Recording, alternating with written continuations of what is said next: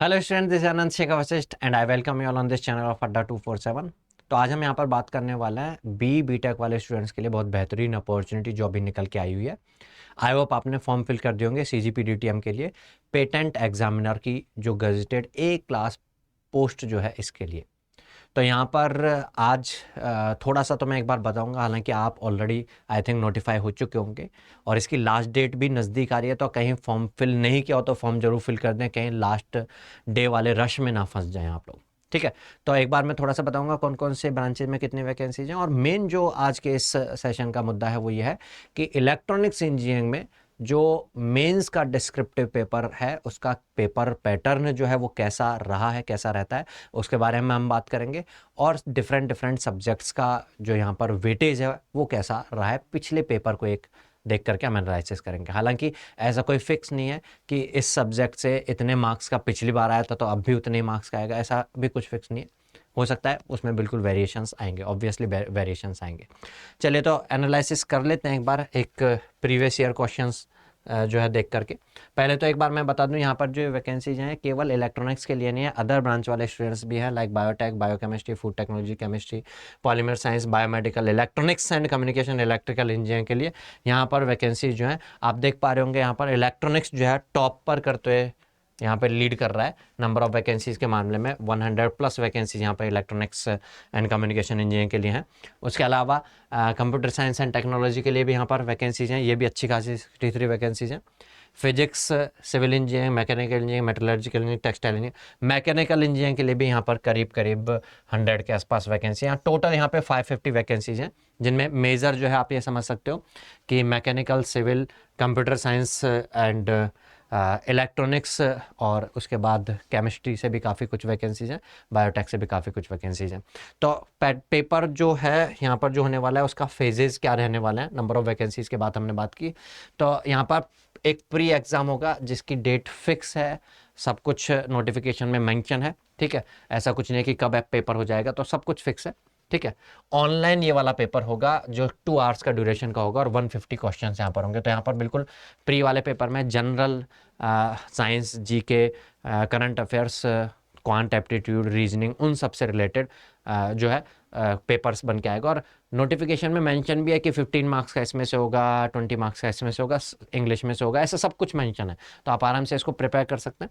उसके बाद बात आती है मेंस एग्जामिनेशन। मेन एग्जामिनेशन में 2 पार्ट है, एक जो है 2 आवर्स का ड्यूरेशन का होगा और दूसरा जो है 3 आवर्स का ड्यूरेशन का होगा। ये 2 आवर्स का ड्यूरेशन का जो पेपर होगा ये ऑफलाइन होगा बट ऑब्जेक्टिव होगा। इसमें वही वापस से जीके वाला जो पार्ट है, जनरल वाला पार्ट है वो रहेगा, लेकिन जो ये पेपर 2 है ये डिस्क्रिप्टिव रहने वाला है।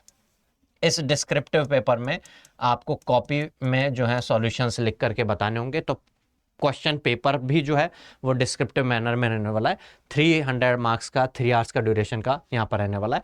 और जब ये फेज क्लियर हो जाएगी तो उसके बाद इंटरव्यू यहाँ पर 100 मार्क्स का रहेगा। लेकिन यहाँ पर जो प्री एग्जाम है ओनली फॉर क्वालिफाइंग है, इसके मार्क्स फाइनल रिजल्ट में मेरिट लिस्ट बनते टाइम पे नहीं एडेड होंगे।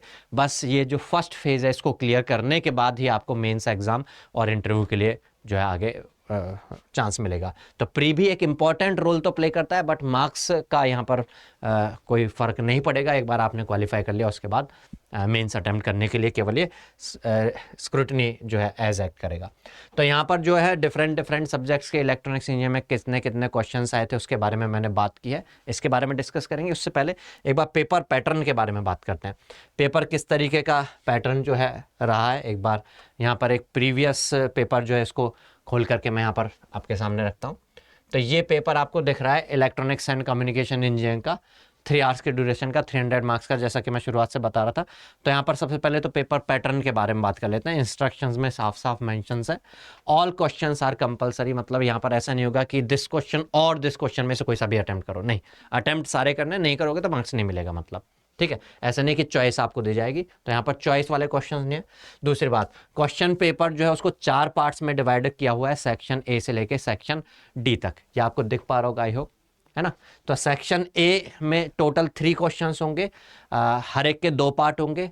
और ए और बी दोनों पार्ट जो हैं वो 6 मार्क्स के होंगे। तो एक क्वेश्चन 12 मार्क्स का होगा, 6 + 6 दो पार्ट 6 + 6 के 12 मार्क्स का एक क्वेश्चन होगा। तो ये 3 क्वेश्चन से 36 मार्क्स तो यहाँ से बनते हुए नजर आते हैं। सेक्शन बी में भी इस तरह से 3 क्वेश्चन होंगे, दो पार्ट वाले, हर पार्ट के 10 मार्क्स होंगे। तो एक क्वेश्चन 20 मार्क्स का होगा, 60 मार्क्स यहाँ से बन के नजर आते हैं। सेक्शन सी में टोटल भी 3 क्वेश्चंस होंगे, यहाँ पर भी 2 पार्ट होंगे, हर एक क्वेश्चन 28 मार्क्स का होगा, मतलब एक पार्ट यहाँ पे 14 मार्क्स का होगा। और सेक्शन डी जो है हर एक पार्ट 20 मार्क्स का होगा, तो एक क्वेश्चन 40 मार्क्स का होगा। 3 टोटल क्वेश्चन है 120, तो ऐसे मिलाकर के टोटल 300 मार्क्स यहाँ पर बनते हैं। लाइक आप सेक्शन ए देख सकते हो, यहाँ पर डिजिटल इलेक्ट्रॉनिक्स का एक क्वेश्चन नजर आ रहा है, ठीक है। दोनों ही पार्ट डिजिटल इलेक्ट्रॉनिक्स के यहाँ पर इस क्वेश्चन में नजर आ रहा है, 6 मार्क्स का ये, 6 मार्क्स का ये, ऐसा करके। तो ऐसे ही दोनों पार्ट अटेम्प्ट करने होंगे, इसमें कोई आपके पास ऑप्शन नहीं होंगे कि आप ये या ये अटेम्प्ट कर सकते हैं। नेक्स्ट ये क्वेश्चन सिग्नल सिस्टम का नजर आ रहा होगा, ये भी 6 मार्क्स का है, 6 मार्क्स का, क्योंकि हम सेक्शन ए में चल रहे हैं, हर एक क्वेश्चन 6 मार्क्स का है। यहाँ पर डिजिटल इलेक्ट्रॉनिक्स का नजर आ रहा है, ये क्वेश्चन भी 6 + 6 ये हो गए। इस तरीके से सेक्शन बी में अगर आते हैं तो सेक्शन बी में हर एक पार्ट 10 मार्क्स का है, मतलब क्वेश्चन 20 मार्क्स का है। यहाँ पर ये आपका एडीसी डीएससी डिजिटल इलेक्ट्रॉनिक्स से रिजल्ट क्वेश्चन नजर आ रहा है। सेंसिटिव ट्रांसड्यूसर ये हमारा मेजरमेंट से नजर आ रहा है, 10 + 10 20 मार्क्स का ये हो गया। उसके बाद ये सिग्नल सिस्टम का 10 + 10 20 मार्क्स का हो गया। उसके बाद ये नेटवर्क थ्योरी का करंट से रिलेटेड ये क्वेश्चन आपको नजर आ रहा होगा, ये अपना जो है 10 मार्क्स का हो गया। इसका जो नेक्स्ट पार्ट है ये भी नेटवर्क थ्योरी और थोड़ा सा कंसेप्ट मेजरमेंट के थर्मिस्टर से रिलेटेड, बट मेजरली आप कह सकते हैं नेटवर्क थ्योरी का। तो 10 + 10 20 मार्क्स का यहाँ पर ये बनते हुए नजर आ रहा है ना।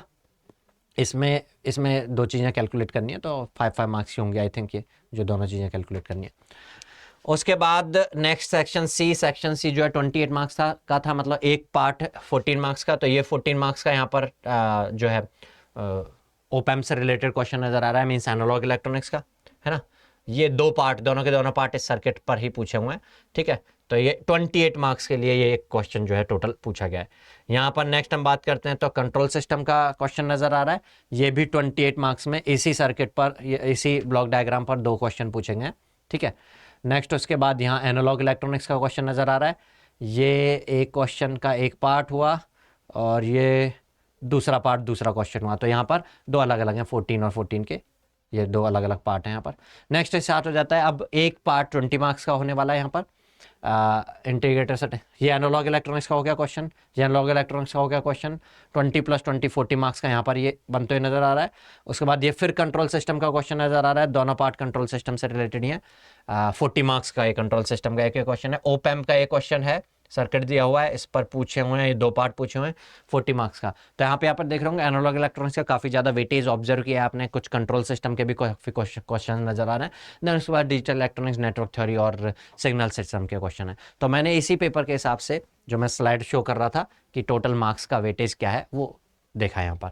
तो डिजिटल इलेक्ट्रॉनिक्स यहाँ पर 34 मार्क्स का, control signals and system 32 marks का, नेटवर्क थ्योरी 20 मार्क्स का, मेजरमेंट का एक क्वेश्चन था, एक पार्ट 10 मार्क्स का। एनालॉग इलेक्ट्रॉनिक्स का काफ़ी यहाँ पर वेटेज है 136 मार्क्स, और उसके बाद कंट्रोल सिस्टम का यहाँ पर 68 मार्क्स का वेटेज है। तो ये रही वेटेज की बात। आई होप आपने इन सारे सब्जेक्ट्स के टच में होंगे, आपने पढ़े होंगे, तो क्वेश्चंस बहुत टफ नहीं है। लाइक अगर कोई 20 + 20 40 मार्क्स का एक सर्किट दे करके उसी में 2 चीज़ें पूछी हैं, तो उस क्वेश्चन को आप करने लगोगे, एनालॉग इलेक्ट्रॉनिक्स के टच में होगे, तो बहुत ज़्यादा बड़ा नहीं है। डिजिटल इलेक्ट्रॉनिक्स के क्वेश्चन तो 6 मार्क्स में भी हैं, सिंपल हैं बिल्कुल। इस तरह से सिग्नल सिस्टम नेटवर्क के क्वेश्चन जो हैं सिंपल हैं, कंट्रोल सिस्टम के क्वेश्चन सिंपल हैं। जो बड़े बल्कि सब्जेक्ट्स होते हैं like communication system, electromagnetic field theory के क्वेश्चन इस सेट में तो नज़र आ भी नहीं रहे। हालांकि इसका मतलब ये नहीं है कि इस बार भी नहीं होंगे, ऐसा मैं अपनी तरफ से नहीं कह रहा हूँ, ऐसा मेरा कमेंट नहीं है, ठीक है। बट हाँ, आप आराम से इन सब्जेक्ट्स को कवर कर सकते हैं और आपके पास अभी ड्यूरेशन भी है। बट जो एक सबसे पहली बात हो जाती है वो हो जाती है प्री वाला पेपर क्लियर करना, क्योंकि चलो हम सब्जेक्ट्स के टच में, टेक्निकल सब्जेक्ट्स के टच में, लेकिन नॉन टेक से अगर आउट ऑफ टच हो चुके हो तो उसको करना जरूरी है। तो भैया अपना गेट अड्डा 247 चैनल को फॉलो करते रहो। यहाँ पर रोजाना मॉर्निंग में सबसे पहले तो करंट अफेयर्स की क्लास होती है, तो करंट अफेयर्स को तो आप वहाँ से कवर करो, ठीक है। करंट अफेयर्स को वहाँ से आप लाइव क्लासेज में कवर कर सकते हैं। करंट अफेयर्स जो होगा वो डेली टू डेली है ना। ये कोई 1 साल पहले वाला, 2 साल पहले वाला तो चलेगा नहीं, तो उसको तो डेली टू डेली आपको कवर करना होगा, ठीक है। तो करंट अफेयर्स को वहाँ से कर लो। उसके बाद जो बाकी और नॉन टेक्निकल वाले पार्ट होते हैं, तो उन बाकी बचे हुए नॉन टेक्निकल वाले पार्ट के लिए अड्डा 247 के जैसे कि अफोर्डेबल कोर्सेज होते हैं, तो बहुत अफोर्डेबल प्राइसेज में आप रिकॉर्डेड सेशंस में, जिससे कि जल्दी से कवर कर सको, क्योंकि लाइव क्लासेज अगर अटेंड करने लोगे तो टाइम इतना बहुत ज़्यादा भी नहीं है कि सारी चीज़ें कवर कर पाएँ। तो आपको जैसे भी आप जॉब कर रहे हो, किसी भी तरीके से अपना लाइफ में से 3 4 5 घंटे का टाइम डेली निकाल पाते हो, तो उसके साथ आप नॉन टेक्निकल वाला पार्ट पूरा, और टेक्निकल मेंस के लिए भी टेक्निकल वाला पार्ट है, उसको कवर कर सकते हो। अड्डा 247 पर इसके लिए डेडिकेटेड बैचेज आपको मिल जाएंगे। लाइक अगर मैं यहाँ पर बात करूँ तो मैकेनिकल इंजीनियरिंग के लिए और इलेक्ट्रॉनिक्स इंजीनियरिंग के लिए, दोनों के लिए सब्जेक्ट जो हैं उनके टेक्निकल सब्जेक्ट्स हैं, उनके भी लेक्चर्स, उनके भी वीडियो कोर्सेज आपको मिल जाएंगे। और आप किसी भी ब्रांच से अटेम्प्ट कर रहे हो, चाहे सिविल, चाहे कंप्यूटर साइंस या इलेक्ट्रिकल इंजीनियरिंग, बायोटेक, तो नॉन टेक्निकल वाले पार्ट के लिए अलग से बैच आपको मिल जाएगा। तो आपकी कोई भी ब्रांच हो, नॉन टेक्निकल वाले पार्ट के लिए यहाँ पर एग्जामिनर और पेटा में examiner non tech prelims plus main के लिए वीडियो कोर्स जो है बहुत अफोर्डेबल प्राइस में मिल जाएगा। और मैकेनिकल और इलेक्ट्रॉनिक्स के लिए टेक्निकल जो सब्जेक्ट्स हैं वो भी मिल जाएंगे। जैसे मैं यहाँ पर अगर ये शो कर रहा हूँ, तो ये एग्जामिनर ऑफ पेटेंट डिज़ाइन के लिए जो नॉन टेक्निकल वाला कोर्स है 3998 रुपीज़ में जो मिल रहा है, जिसकी जो प्राइस है वो आप अगर कोड अप्लाई करेंगे यहाँ पे एंटर कूपन कोड में, तो ये Y657 ये कोड अप्लाई करने के बाद ये आपको 920 रुपये में मिल जाएगा। तो काफ़ी अफोर्डेबल प्राइस में यहाँ पर ये मिलते हुए नजर आ रहा है ना। और ये सभी ब्रांच वालों के लिए सेम ही है। पेपर फर्स्ट जो है वो सभी के लिए कॉमन होने वाला है, प्री वाला जो पेपर होने वाला है, ठीक है। उसके बाद अगर मैं यहाँ पर मेंस की के लिए टेक्निकल पार्ट की बात करूँ, तो जैसे यहाँ पे इलेक्ट्रॉनिक्स एंड कम्युनिकेशन के लिए जो बैच का प्राइस है 5999, यही सेम कोड का है। कोड ध्यान रखना है Y657। ये कोड अगर आप अप्लाई करते हो Y657, ये कूपन कोड अप्लाई करने के बाद यही आपको 1380 रुपीज़ में आपको ये मिल जाएगा। यही मैकेनिकल के लिए यही 2000 के आसपास मिल जाएगा।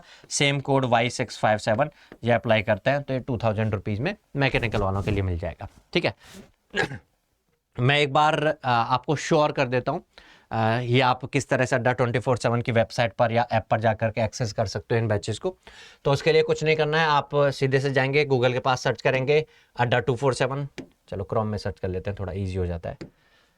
चलो यहाँ पर अगर आप सर्च करेंगे अड्डा 247 है ना गूगल पे, तो ये वेबसाइट ओपन होकर के आ जाएगी। इसको क्लिक करेंगे तो यहाँ पर ऐसा इंटरफेस आएगा। यहाँ ऑल कोर्सेज में जाकर के जब क्लिक करोगे तो जेई एंड एई एग्जाम्स पर आप क्लिक करेंगे।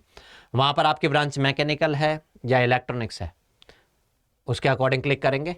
CGPDTM पर जाकर के क्लिक करेंगे तो CGPDTM के टेस्ट सीरीज भी आपको मिल जाएगी, और उसके अलावा ये कोर्सेज भी आपको मिल जाएंगे। नॉन टेक्निकल वाला सभी के लिए सेम है, तो मैकेनिकल में जाके देखो, इलेक्ट्रॉनिक्स में जाके देखो, कहीं पे भी, चाहे बायोटेक के आप स्टूडेंट्स हो, CSE के स्टूडेंट्स हो, नॉन टेक्निकल वाला जो है बैच यहाँ से जाकर के एक्सेस कर सकते हैं। बाकी टेक्निकल वाला भी आपको यहाँ पर मिल जाएगा, ठीक है। तो कोड जैसे मैंने बताया, अगर ये कोड आप अप्लाई करते हैं यहाँ पर Y657, व्यू ऑफर्स पर जाएंगे और बाय करने से पहले व्यू ऑफर्स पर जाकर के अगर ये कोड अप्लाई करेंगे Y657 और इसको अप्लाई पर क्लिक करेंगे तो बेस्ट प्राइसेज में आपको ये मिल जाएगा। इसी तरह से नॉन टेक्निकल वाला भी आपको बेस्ट प्राइसेज में मिल जाएगा। तो ये यहाँ पर अभी अपने पास जो टाइम है, इस टाइम को अच्छे से यूटिलाइज करिए, ठीक है। नॉन टेक्निकल की प्रिपरेशन के साथ साथ टेक्निकल वाला पार्ट भी कवर करना स्टार्ट कर दो। बाकी यहाँ पर सब्जेक्ट्स की नॉलेज आपको हो जाएगी, साथ साथ में आपको उन सब्जेक्ट्स के जो डिस्क्रिप्टिव क्वेश्चंस, उन डिस्क्रिप्टिव क्वेश्चंस को प्रैक्टिस करना स्टार्ट करना है। उसके लिए CGPDTM के जो PYQs हैं उनसे भी, जैसा मैंने अभी शो किया पेपर, और उसके अलावा इंजीनियरिंग सर्विस एग्जामिनेशन के भी जो इन सब्जेक्ट्स के क्वेश्चंस हैं, लाइक इंजीनियरिंग सर्विस एग्जामिनेशन में तो सैटेलाइट कम्युनिकेशन भी आता है ना, एडवांस्ड कम्युनिकेशन वाला पार्ट भी आता है, वो तो है नहीं इसमें। तो जो सब्जेक्ट्स इसमें, उन सब्जेक्ट्स के PYQs आप करना स्टार्ट करें, ठीक है। और इसका वेट ना करें कि प्री का पेपर हो जाएगा उसके बाद टेक्निकल को पढ़ने लगेंगे हम, तो तब तो टाइम वैसे भी नहीं बचेगा। तो ये टेक्निकल और नॉन टेक्निकल को साथ में पैरेलली अभी से, आज से करना स्टार्ट करना होगा, ठीक है। तो आई होप यहाँ से आपको काफ़ी कुछ जो है सीखने को, समझने को मिला होगा। सेशन को शेयर कर दीजिएगा अपने फ्रेंड्स लोग के साथ। चलिए मिलते हैं नेक्स्ट सेशन में, तब तक के लिए goodbye, take care, all the best.